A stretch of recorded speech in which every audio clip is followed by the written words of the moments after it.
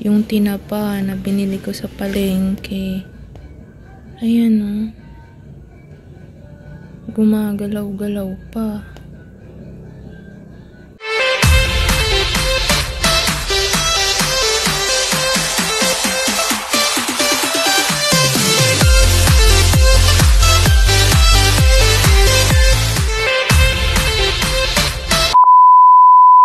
Hello mga kamatnugenya! Welcome back to my channel. Ang aking video ay very interesting ito ngayon, no? Kasi nga, karamihan sa atin, halos lahat ng mothers, ng mga nanay, ang mga ilaw ng tahanan ay bumibili ng tinapa sa palengke. So ito na nga, natapat ito sa akin. Nakala ko talaga sa Facebook ko lang napapanood ito, na nangyari din sa akin, no?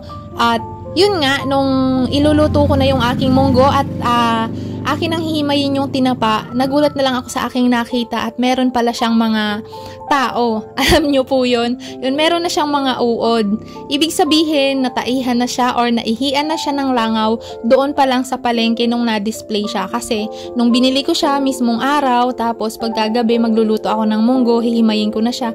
At hindi din po siya nakabuyang-yang sa bahay. Kasi nga, kapag bumibili ako ng tinapa, ilalagay ko yan sa sealed na lalagyanan, yung hindi mapapasok ng kahit anumang insekto. Yan. Kaya nung nagulat na lang ako nung hihimayin ko na siya, meron na siyang ganito. So ayun, hindi na natin siya pwedeng isahog. So yun lang, paalala lang sa ating mga katulad kong nanay na bumibili ng tinapa sa palengke. Mas maganda na bago natin iluto ang ating mga pagkain, i-check natin. Yun, lalo na yung ganitong pagkain. Siguro ito ng langaw. Ayan o, tapos parang medyo luma na din siya. Yun o. Yun. Naglalakad yung uod. Dito ang dami. Ayan o. Kita nyo? Oh. Ayan. Yun o. Ayan yung mga uod o. Gumagalaw-galaw. Kaya pag bibili kayo ng tinapa sa palengke, bago nyo iparito, check nyo muna. Ayan o.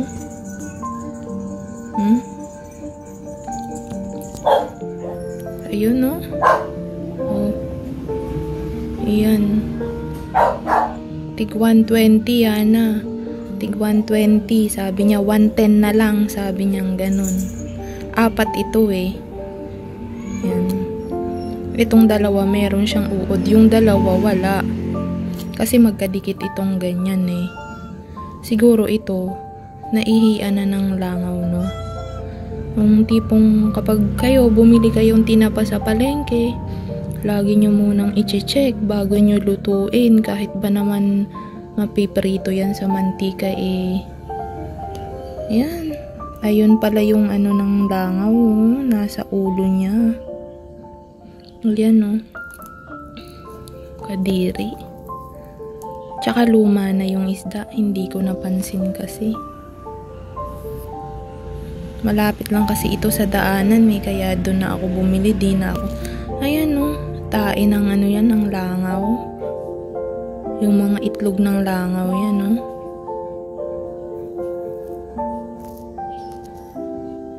Labo, paano ba ito eh? Yan, no? Tapos yung mga nakakainis. Yun. Magsilbing babala mga mamis, ha?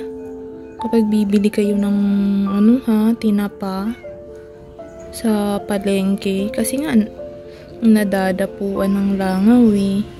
Hindi din nila na papansin yung mga langaw. Ayan napakadami.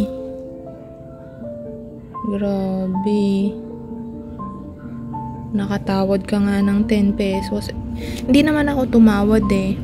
Basta sabi ko, magkano? Sabi niya, 110 na.